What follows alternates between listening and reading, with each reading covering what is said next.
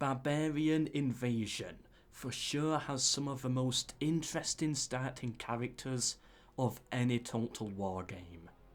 After this video, I really need to go back to this topic and see who the worst characters are, as that's where some of the funniest personalities are hidden.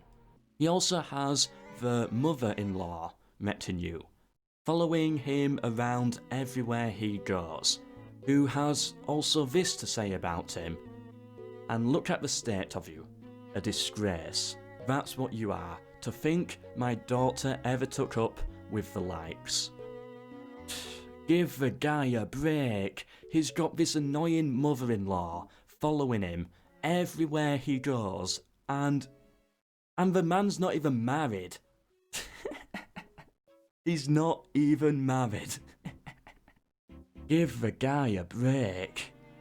Today's, however, was a difficult one, given just simply how many male characters there are in this game, from the start to examine. It's raining men. Hallelujah, it's raining men. Anyway, let's begin. Number 5. The faction leader of the Goths, Maneric. 4 command, 3 management and 4 influence. A decent all-round general, and with generally good traits. However, he comes with a clear weakness that stopped him getting 4th. He's a Christian in a very heavily pagan land, and that's what makes it interesting, this video. Even religion plays a role in this list, which splits characters a little bit more and adds some more interesting personalities, like what Medieval 2 did with Chivalry and Dread. Quick disclaimer, I won't factor in age. Reason being, most of the best ones are very old. Yes, they will die early, but it's more for the sake of the video. I want this to be about the best starting godly characters, not top 5 mediocre young guys. Number 4. The Frankish leader, Chalodior. 4 command, 4 management, 3 influence. He shares 11 points with number 5, but the fact his name is funnier to say ranks him higher.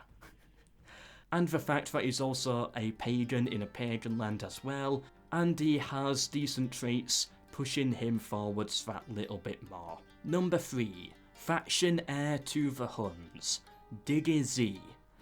Is that his rapper name or something? Again, 11 points at the start, 6 command, 2 management and 3 influence. However, Digizy made it onto 3rd place for 2 reasons. Firstly, he starts off with 6 command, which helps him on the battlefield. This is the best in game, shared with only one other character.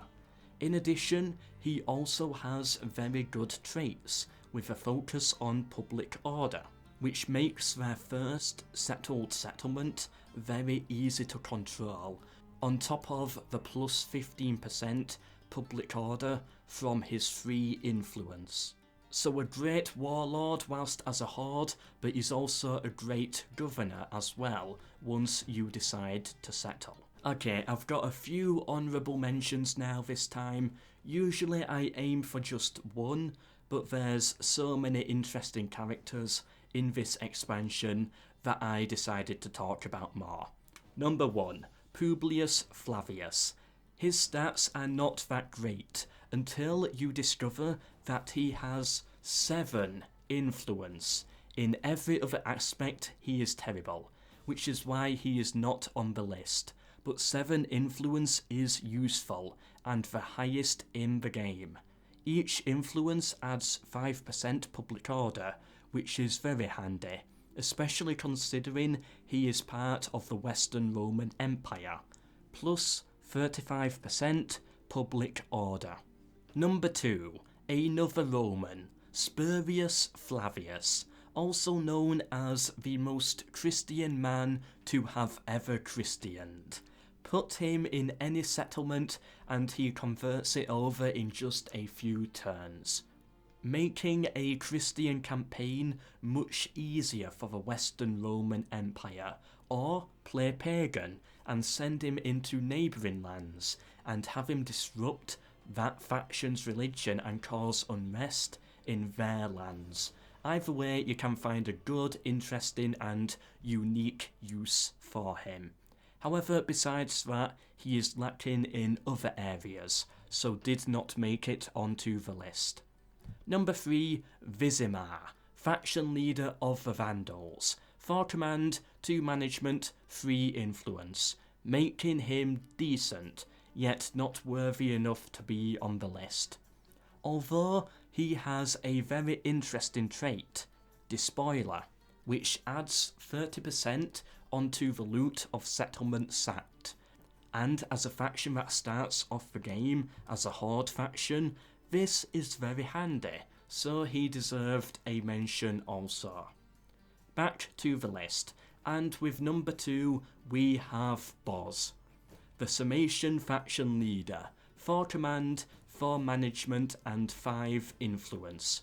In total he has 13 points, which is the highest in game. Well done, Boz. So if Boz has 13 points, the highest, then who is number 1? Well, that goes to MELKOR, whose channel you should subscribe to and video you should click like for. I'm joking. Omar.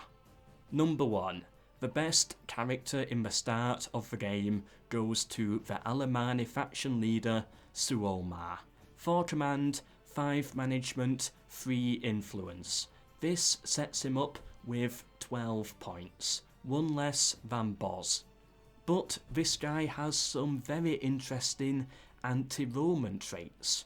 Roman turncoat retinue and the hates Romans trait. This in total adds 3 command when fighting against Romans. So although it appears he has 4 command, he actually has 7 whilst fighting Rome.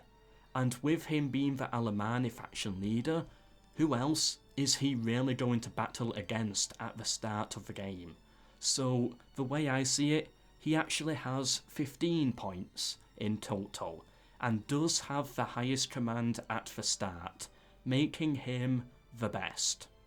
So there we are. I do hope you enjoyed, and I hope you learnt something. I have been MELKOR. Subscribe for more, share with anyone you think may be interested. If you want to see more like this, either 5 worst characters, cover Kingdoms DLC, or look into agents, then give this video a like and I will know there's enough support still driving this idea along. But for now, until tomorrow's video, goodbye.